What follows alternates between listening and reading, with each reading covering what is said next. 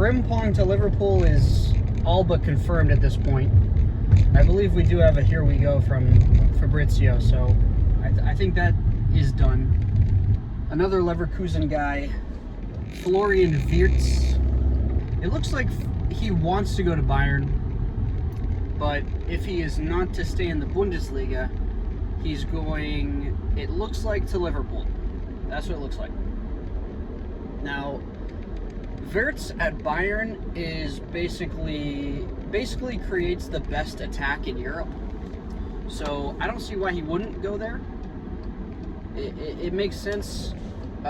German staying in Germany, playing alongside Musiala, Olise, and Kane just sounds disgusting. I fear for basically everybody else in the Bundesliga, let alone Europe. I already love watching the German national team because of Musiala and Wirtz. So if they were on the same team club at the club level, it's just over, bro. It's literally over. I would instantly pick them as the favorite to win the Champions League. And that's not even talking about any of the other Bayern's potential signings. For Liverpool, I think he fits perfectly as well. I just think he's one of those complete midfielders. Maybe not. Maybe more of like a complete playmaker, in my opinion. Like a Kevin De Bruyne, like a Toni Kroos, that kind of thing. Like a Modric, that style of player where obviously he's going to contribute to the team more in the attacking sense than defensively. But when he goes forward, my goodness, there isn't anything he can't do. Like, he can pass, he can dribble, he can shoot. He's quick. He has the vision to. I love watching him play. And honestly, like, watching him play with Germany and alongside Musiala, I honestly didn't know which one was better. I think Szoboszlai, I mean, he scored yesterday and it was a great goal, but there were times where the playmaking going forward for Liverpool could be better. And I think he's also way more reliable than somebody like a Szoboszlai, even a McAllister, to be honest. I don't see a team where he goes into and makes it worse. You know what I mean? Like, I think he could literally fit any team in Europe and make it better. He's one of those kind of players. Basically, I'm just going to be talking about Bundesliga players. Another one, Xavi Simons, you know, Dutch wonder kid. I saw some reports this morning that United have put in a bid for him, upwards of 120 million pounds, I think I saw. It could have even been more. But he is that kind of player. Again, very similar to like a Wirtz, Musiala type player. Just a great playmaker in terms of attacking midfield. He's great with the Dutch national team. A great player. Fantastic player. Nothing bad I can say about him. Other than, like, maybe he just needs a bit more experience. But, again, another player where in 2-3 years' time, I can see him being one of the best in Europe, easily. In terms of a fit at United, it looks like Cunha has also signed for United, so I'm not actually sure where Simons would fit, because in the way they have it, the way Amorim has it set up in the 3-back, I believe it's like a 3-4-2-1 type thing. So Bruno, Cunha, and then as those two attacking midfielders, and then I guess Højlund at striker. Maybe they would put Cunha at striker and then have Xavi Simons, Bruno Fernandes behind him. That would make the most sense to me. Honestly, I'm actually surprised that a bid has come out. Maybe that's old news and they're just saying, like, they have put in a bid for him, because I feel like if they get somebody like a Matthias Cunha, they don't really need a Xavi Simons. Maybe he could play left mid, but he doesn't really offer too much defensively, like tracking back, and it seems like Amorim's wide players are defensive minded, like they're almost wing backs. Another name in Germany that I've seen a lot is Stiller from Stuttgart going to Real Madrid. I've seen the highlight reels. It seems like he's a really nice passer of the football, really nice dribbler of the football, and Real Madrid, he would kind of fill that Toni Kroos replacement role. And in that sense, I actually love the move because, I mean, if he could fill that kind of role, maybe even play, like, if it's going to be Xabi Alonso ball, he would probably end up playing like a Wirtz in that Xabi Alonso system. And in that case, I love the move because they need a player like that. They need a facilitator.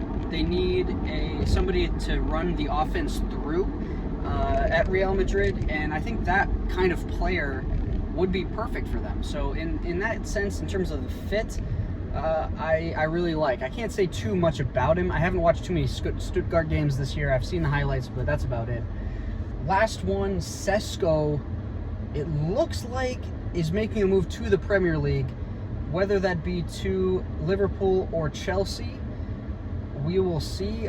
If you are a team that needs a young striker, Sesko just is the guy. Like, he is. This guy looks like an absolute freak athlete. He's quick, he's tall, he's strong. Like, he has all of the traits for a striker that you want, and it seems like he has the finishing ability that you would want as well. Like, I remember I watched that Leipzig-Bayern game that I think ended 3-3. That first half, Sesko looked absolutely unplayable. Like, Bayern literally could barely touch him, okay? Like, he did end up scoring. He had the link-up play. He could dribble the ball. It was really impressive to watch. He can really end up being a phenomenal striker in the Premier League. And Liverpool and Chelsea desperately need that kind of player. There are a lot of teams that need a striker like that.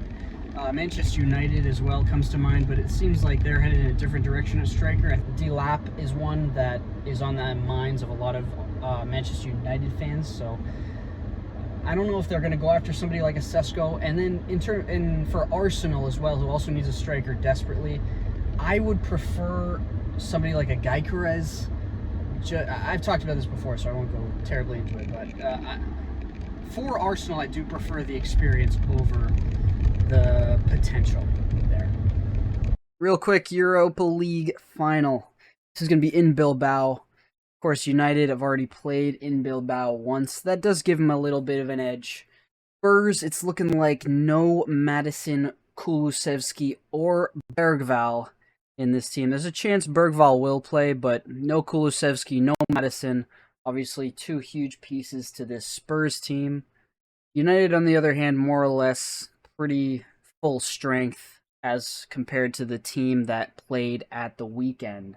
I just gotta come out and say it. This has got to be the most sorry excuse for a final I've ever seen, bro. This is 16th and 17th in the Premier League table, bro. Like, you can't get any worse than that, can you? You really can't. And because of that, I really don't think any chance is really going to come from true build-up play. I honestly think the goal chances in this game are just going to come from defensive mistakes. Like, United or Spurs trying to build out from the back, a misplaced pass, or just a terrible error that leads to a goal. Like, that's what I see in this game, and whoever can make the most of the mistakes, I think, is going to win this game. And since Tottenham have their full back line back healthy, I think they are going to be a little bit more organized at the back, so I do have the edge to Tottenham. My score prediction is Tottenham 2, Manchester United 1. I could easily see this going to extra time. I do think there's going to be goals in this. I think definitely over 2.5 goals for sure. I just think it's going to be a messy game, and there's going to be a lot of goals. It's going to be really fun to watch, though. It's going to be fun to watch. It's not going to be the best football ever, but it's going to be fun to watch.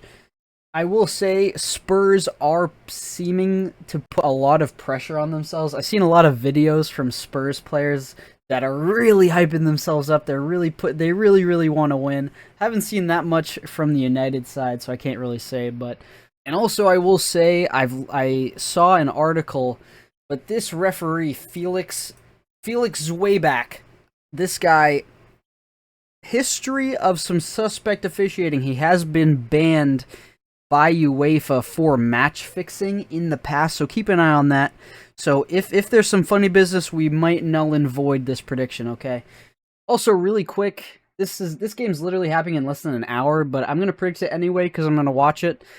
City, Bournemouth, two teams that I think are, I think Bournemouth are solid, bro. I think Bournemouth can definitely get at City. City haven't scored in a couple games, have they? I got a draw on this one. Manchester City 2, Bournemouth 2. Lock it in. But that's what I got. Spurs 2, United 1. We'll see how it goes. We'll be there.